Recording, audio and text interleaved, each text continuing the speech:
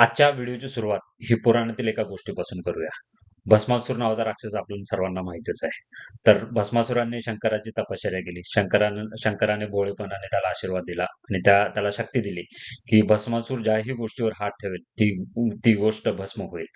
तर आपल्या या शक्तीचा त्याला इतका गर्व झाला. त्याने पार्वतीवरच डोळा ठेवला.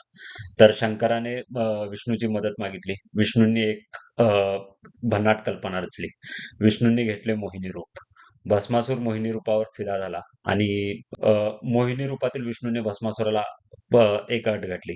"मी तुझी होईल, पण माझ्याशी नृत्य प्रतियोगिता करावी लागेल आणि तू जिंकशील तर मी तुझी होईल." तर नृत्य प्रतियोगिता चालू झाली आणि त्याच्यामध्ये विष्णूने अशी एक पोज घेतली, की ते आपलाच हात आपल्या डोक्यावर ठेवला. भस्मासूर इतका आपल्या शक्तीच्या आणि आपल्या मोहिनीच्या रूपात वेडा झाला होता. त्याला कळले नाही आणि त्याने तो आपल्या डोक्यावर हात ठेवला आणि तो भस्म झाला. तर आज भस्मासुराची आठवण काढण्याचं कारण म्हणजे ह्या देशात खूप सारे भस्मासूर फिरत आहेत. त्यापैकीच 3 मोठे भस्मासूर भारताचे पंतप्रधान नरेंद्र मोदी, दुसरे गृहमंत्री अमित शाह आणि महाराष्ट्रातील एकनाथ शिंदे. भारतात सध्या राजकीय परिस्थिती अशी आहे, की प्रत्येक खासदार, प्रत्येक आमदार हा जणू काही विक्रीसच निघालेला आहे आणि मोदी शाह जी बोली लावतील, तर ते त्या बोलीच्या आणि ईडी-सीबीआयच्या जोरावर ते कुणालाही ते विकत घ्यायला लागलेले आहेत. समाजामध्ये जी मर्यादित लागते, तर त्या मर्यादेवरच ह्या लोकांनी घाला घातलेला आहे आणि ती चौकट आहे ती मोडून काढलेली आहे. तर हे झालं भारतातील अंतर्गत स्थिती. भारताची छबी बाहेर कशी आहे? तर संरक्षण क्षेत्रात आपली नाचक्की झालेली आहे. चीन, पाकिस्तान आपल्याला डोळे दाखवतोय आणि ट्रम्पच्या एका कॉलवर आपल्याला युद्धविराम करावा लागतंय. परराष्ट्र धोरणात आपण तेल कुठून खरेदी करायचं हे ट्रम्प सांगणार. आपले खलाशी मारले गेले त्याच्याविरुद्ध आपण एक चकार शब्दही काढायला तयार नाहीये. जे ट्रेड डील जी व्हायची होती अमेरिकेची, ते फेव्हरेबल सिच्युएशन टाकून आपल्या उद्योगधंद्यांना अडचणीत आणून टाकलेलं आहे. आपण जे चहाबार पोर्ट स्ट्रॅटेजिकरित्या बनवलं होतं, जे इराणमध्ये, ते ट्रम्पच्या दबावाखाली आपल्याला बंद करावं लागतंय. इतकी नाचक्की कधीच भारताची परराष्ट्र धोरणात झाली नव्हती. चलन व्यवस्था बघाल तर आपला रुपया दिवसेंदिवस कोसळत चाललेला आहे. याच्यावर काही तडजोड, त्याच्यावर काही उपाययोजना करायचं सोडून ह्या लोकांना आमदार, खासदार फोडण्यामध्येच यश आहे. कारण की ह्यांना अमर्यादित काळासाठी सत्तेमध्ये राहायचं आहे. ह्यांचा मेन उद्देश आहे डिलिमिटेशन बिल पास करणं, जे महिला आरक्षणाला ढाल करून पुढे करून हे यांना पास करायचंय आणि ते एकदा डिलिमिटेशन बिल पास झालं रे झालं, तर ही लोकसभेतील खासदारांची संख्या वाढणार आणि मेन प्रभाव असणार हिंदी भाषिक पट्ट्यांचा, जे उत्तर प्रदेश, बिहार, राजस्थान, मध्य प्रदेश जिथे लोकं धार्मिक मुद्द्यांवर भावनेच्या भरात जाऊन ह्यांना मतदान करणार आणि हे कायमस्वरूपी हे पंतप्रधान बनून राहणार. कारण की ह्यांना गरजच नाहीये. ह्यांना माहिती आहे जे दक्षिण भारतातील लोकं आहेत, ते भावनेच्या मुद्द्यावर नाही मतदान करत. तर ते करतात मतदान विकासाच्या मुद्द्यावर.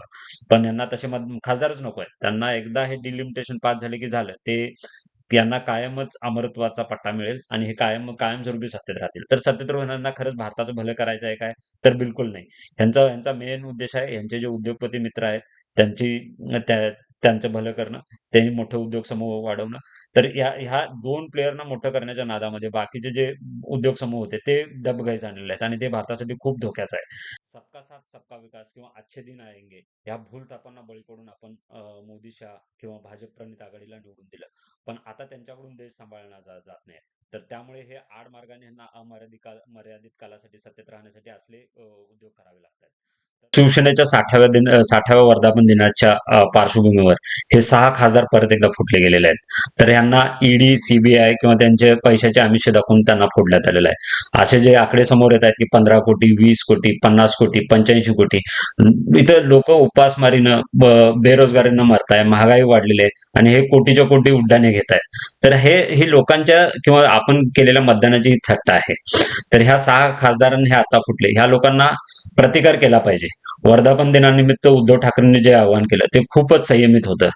त्यांनी म्हणले की तुम्ही जाब विचारा, जाब नाही, यांना प्रतिकार केला पाहिजे. मध्ये जातील तर त्यांचा जयघोष हा उद्धार म्हणून झाला पाहिजे. तरच कळेल की यांच्या गद्दारीची किंमत काय आहे. शिवसैनिक आता खऱ्या अर्थाने रस्त्यावर येण्याची गरज आहे. संयमितपणे यांना उत्तर देऊन फायदा नाही. प्रतिकार हा झालाच पाहिजे. जिथे कुठे जातील त्यांना घेराव घाला, गाड्या अडवा, त्यांच्या नावाने विरुद्ध घोषणा द्या. पण यांना समजू द्या जनतेमध्ये किती असंतोष आहे ते. ह्यांना हिंमत कशी काय होते? तर त्याचं मेन कारण आहे सर्वोच्च न्यायालय. सर्वोच्च न्यायालयाने जो न्यायदानात जो विलंब लावला, त्यामुळे ह्यांना हिंमत झालेली आहे, की आपण काहीही केलं तर चालतं. इथून गट स्थापन करा, आणि आपण मेन पक्ष आहे त्याच्या विरुद्ध हे करा. टीएमसी मध्ये पण तेच झालं, शिवसेनेमध्ये आता ते होतंय, पुढे जाऊन एनसीपी मध्ये होईल, त्याच्या पुढे जाऊन जनता दल युनायटेड मध्ये होईल. सगळे पक्ष हे अशा अशा पद्धतीने फोडले जातील आणि सर्वोच्च न्यायालय काय करते, डोळ्यावर पट्टी बांधून बसलेलं आहे. तर सर्वोच्च न्यायालयाला पण आपण जागे करण्याची हीच वेळ आहे. तर सर्वोच्च न्यायालयाचे सरन्यायाधीश जिथे जिथे घुमत असतील तर त्यांना घेराव घाला, त्यांना पण झळ लागू द्या, त्यांना पण कळू द्या की जनता ही त्रस्त आहे. बाबांनो, तुम्ही जर न्यायदान हे लवकर नाही केलं तर इथले हे लोक गप्प नाही बसणार. Justice delayed is justice denied, आणि तेच होत आहे. महाराष्ट्रामध्ये शिवाजी महाराजांसारखा युग पुरुष निर्माण झाला. त्या युग पुरुषाने आपल्यामध्ये स्वाभिमानाचे स्फुलिंग चितवलं. बघूया ते स्फुलिंग आतापर्यंत शिल्लक आहे का? आपण शिवाजी महाराजांचे वंशज समजतो ना, तर बघूया ह्या लोकांना आपण प्रतिकार कसे करतो आणि महाराष्ट्र ह्या सर्व घटनेला कसा रिॲक्ट करतो, ते येत्या दिवसात काय कळेलच. बघू. जय हिंद, जय महाराष्ट्र.